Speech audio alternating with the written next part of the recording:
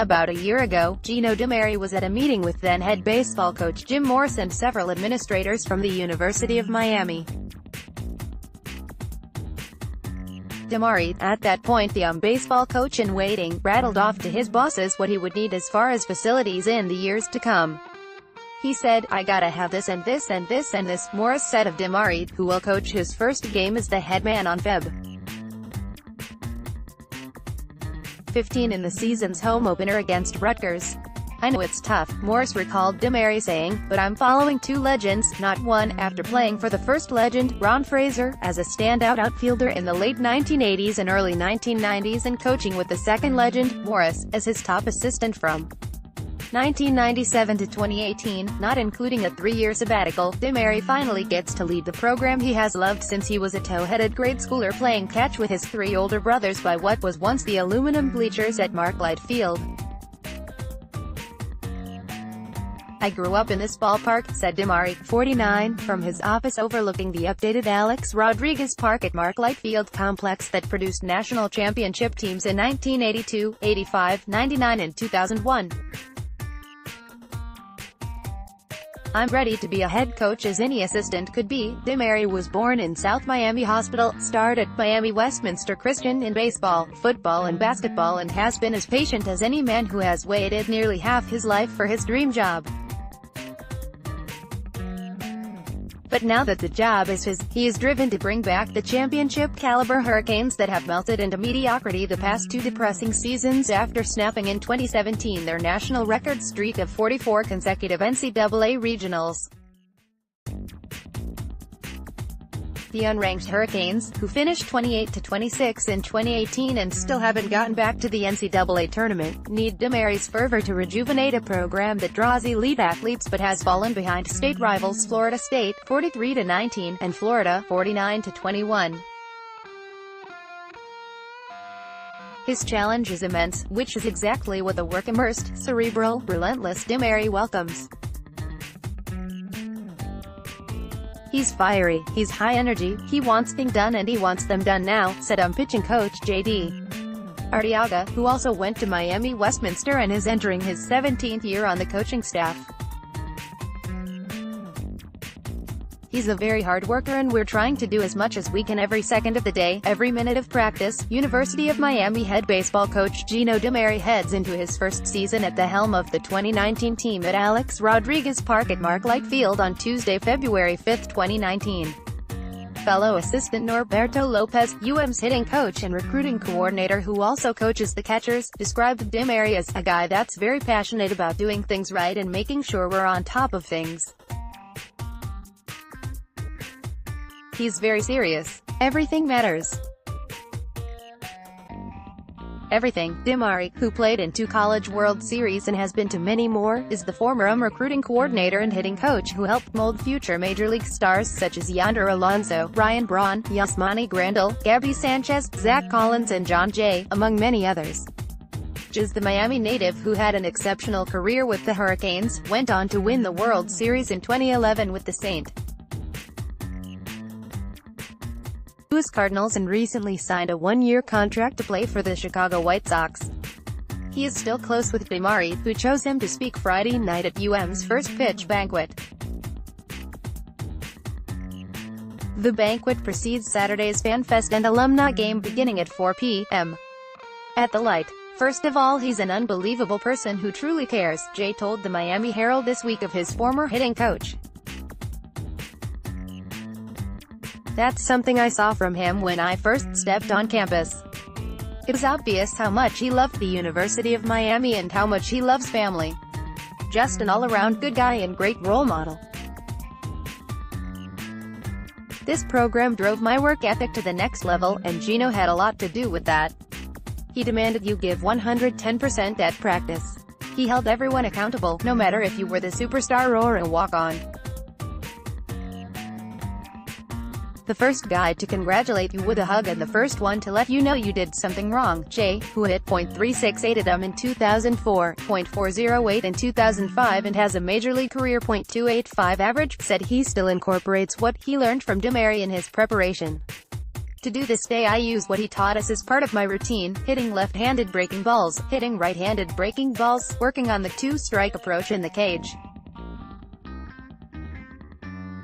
He just gave me a really good blueprint for my career, and taught me to be the outfielder I am today. DiMare's playing career. DiMare had a career batting average of .290 with the Hurricanes, and ranks among UM's leaders in games played, 243, and stolen bases, 93. He led Miami with a .353 batting average in 1991 and signed as a free agent with the Red Sox in the summer of 1992. But he never got past the high A Florida State League after a torn rotator cuff curtailed his career as a junior. He waited to have surgery until after his junior season, but he said he could barely throw anymore and the pain got worse. "If anybody ever watched me play, the fans would boo me when I threw," he said with a smile of his last years with I basically lobbed it. DiMare acknowledges that the past 2 years of baseball were demoralizing and unacceptable, and that frankly, watching the Canes play was often painful. UM's hitting has been poor, averaging .231 in 2017 and .257 in 2018. "The life was gone. We didn't play very inspiring baseball," DiMare said. "It didn't look like we were out there playing harder with energy or passion. We certainly didn't swing the bat and score runs, and that hurt. When you're losing, it beats up on you. I am trying to get the culture back to the way we used to have it, get this program to where when people come in here they're intimidated. We've changed a lot of things, the way we prepare before practice, in terms of how guys are hitting, doing different drills, doing more things in the cages. We're hitting a lot more than we ever have.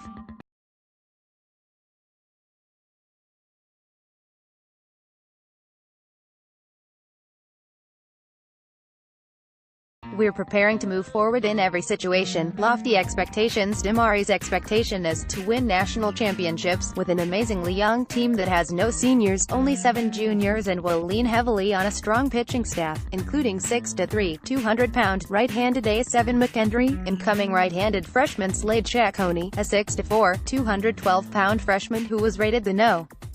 79 overall prospect in the draft by Baseball America but chose to play at Miami instead of signing with the Baltimore Orioles, and 6'1", 210-pound, left-handed freshman J.P. Gates, who posted a 1.05 ERA with 135 strikeouts over 80 innings at Brooksville Nature Coast, and is expected to begin the year as UM's closer. "We're going to be very, very high energy," DiMare said. "I don't know how we'll end up, but I know we're not going to play uninspired." DiMare, married to Coral Park High and FIU alum Denise, is the father of 4 daughters: Nicolette 13, Gianna 11, Giselle 9, and Gina 6.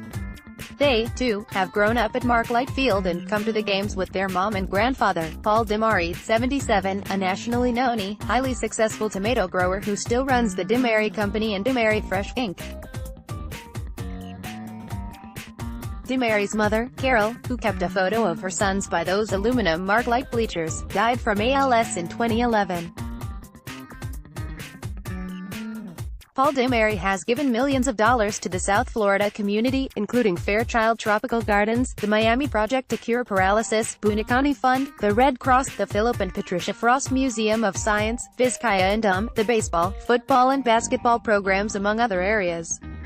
Gino was a dominating kid from the time he was 5 years old at K-Land Park on Kendall Drive, Paul DiMare said. "He stood out. He did everything right. He was always positive and thought he could do anything. I used to take him every weekend to those parks where they raced bicycles around a track and he won every race he was in. But he hated to lose. He believed you have to have it in your heart to find a legitimate way to win.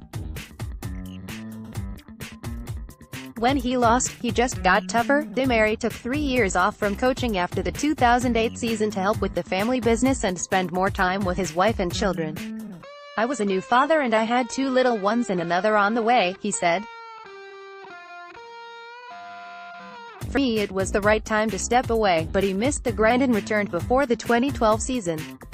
When asked if he was concerned that people would think his influence in the community and beyond helped his son land the coaching job, Paul DiMare, a Board of Trustees member, said, "If they do, they don't know the background, they don't know the person, they don't know the ability of my son. My feeling is you earn what you get. He certainly has earned everything he's gotten at Morris will watch." Former coach Morris believes that, too. Morris, who was 109-0-4-7-2-3 with the Hurricanes while leading them to 13 College World Series berths and 2 national titles in 25 years, will have his jersey retired March 8 and added to the new padded outfield fence that now displays all UM's players who have had their numbers retired, as well as the 4 national title years. Morris will be at UM's games this season. He, more than anyone, knows that DiMare has paid his dues. "Gino's heart is here," Morris said. "He played here. I never had a coach who worked harder than Gino and never had a coach who took losing worse than Gino. The expectations will go with Gino, but he's ready.